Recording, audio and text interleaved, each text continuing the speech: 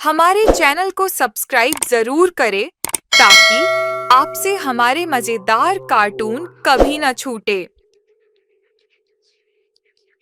आओ बहू, तुम्हारा स्वागत है।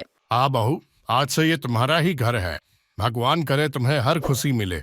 नई नवेली दुल्हन के रूप में खड़ी राधिका असल में दिल्ली की रहने वाली थी, लेकिन उसकी शादी शांतिपुर नाम के एक छोटे से शहर में हो गई थी। राधिका अभय से शादी करके ससुराल आ गई, जहां उसकी सास कमला, ससुर रमेश और देवर विकास रहते थे। राधिका को देखकर उसका देवर विकास बहुत खुश हुआ और बोला, भाभी, आप तो इतने बड़े शहर से आई हो, वहाँ तो सब कुछ मॉडर्न होता है। हमारे यहाँ सब थोड़ा ही ऐसी है। कोई बात नहीं देवर जी, मुझे ये सादगी ही पसंद है। चलो राधिका, तुम्हें तुम्हारा कमरा दिखा दूं। जी माँ जी। वैसे तुम्हें खाना बनाना तो आता है ना? हाँ माँ जी, मुझे सब कुछ बनाना आता है। चलो, ये तो अच्छी बात है। वैसे हमारे यहाँ सब कुछ घर का ही बनता है। बाहर का खाना ना तो मुझे पसंद है और ना ही अभय के पापा को। हाँ माँ जी, मेरे घर में भी सब घर का बना खाना ही खाते हैं। खासकर सबको मेरे हाथों के बने पराठे बहुत पसंद थे। पराठे? हमारे यहाँ नहीं बनते पराठे वराठे। हमारे यहाँ तो पूरी, कचौड़ी और सब्जी दाल ही ज्यादा बनती है। खैर, देखते हैं तुम क्या क्या बना पाओगी। नई बहू पर तंज कसकर उसकी सास कमला अपने कमरे में चली जाती है।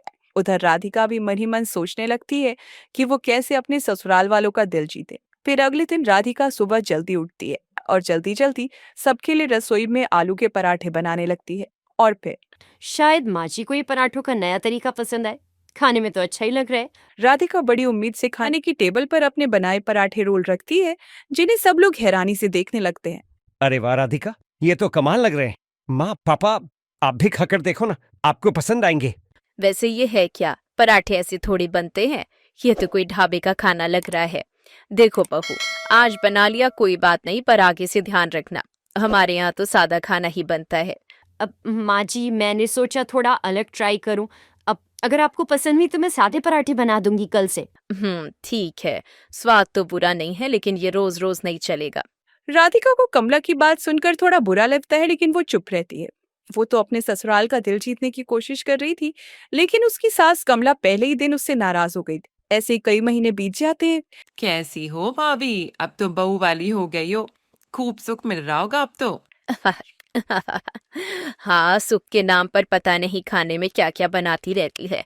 पराठे को गोल गोल करके उसमें चटनी भर देती है बस। अरे आजकल के बच्चे तो ऐसे ही हैं। मेरी बेटी भी पता नहीं क्या क्या अजूबे बनाती रहती है। थोड़ा बहुत ठीक है, लेकिन घर को घर की तरह चलाना चाहिए। अब देखते हैं आगे नई बहुरानी और क्या क्या करती हैं। राधिका अपनी सास कमला और पड़ोसन शालिनी की बातें सुन लेती है। उसे ये सब सुनकर दुख होता है। फिर उसी शाम क्या हुआ? तुम्हारा मुंह क्यों लटका हुआ है? माँ जी को मेरी हर बात में कमी नजर आती है।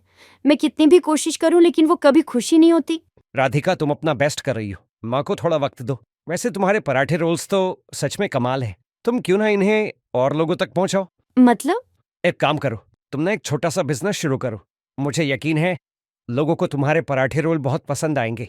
शादी को कई महीने बीत चुके थे, लेकिन अब तक राधिका अपनी सास कमला को खुश नहीं कर पा रही थी। इस बात से वो दुखी रहने लगती है।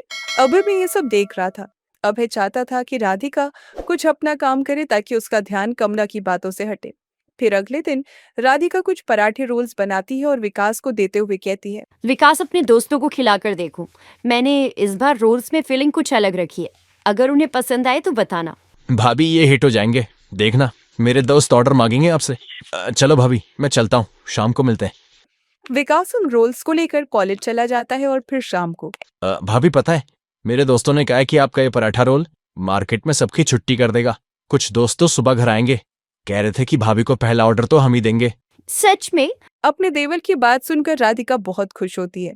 धीरे धीरे बात फैलती है और लोग राधिका के घर आकर ही उसे पराठे रोल्स के ऑर्डर देने लगते हैं। वो घर के बरामदे में ही अपने पराठे रोल्स का एक छोटा स्टॉल शुरू करती है।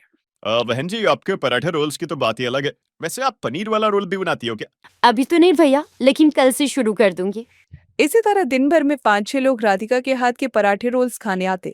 धीरे धीरे ही सही, लेकिन राधिका का पराठा रोल्स की बिक्री शुरू हो जाती है। फिर एक सुबह भाभी, मेरे दोस्तों ने कहा है कि वो अपने परिवार वालों को भी पराठा रोल के बारे में बताएंगे। तो आप बस तैयार है ना? अच्छा, चलो देखते हैं। अब वैसे थोड़ा डर भी लग रहा है। दीदी, सुना है आप पराठा रोल्स बनाती हैं? एक पनीर वाला बना दो जल्दी से। हाँ, अभी बनाती हूँ भैया। वाह दीदी, ये तो लाजवाब है। मैं कल फिर आऊंगा है। उस दिन राधिका के सारे रोज बिक जाते हैं। वो बहुत खुश होती है, लेकिन ये बात कमला को बिल्कुल भी पसंद नहीं आ रही थी। वो राधिका से गुस्से में कहती है, राधिका, ये क्या चल रहा है? घर को ढाबा बना कर रख दिया है। हमारे घर की बहू को ये सब करना शोभा देता है क्या? माँ जी, मैं तो बस कुछ करना चाहती थी।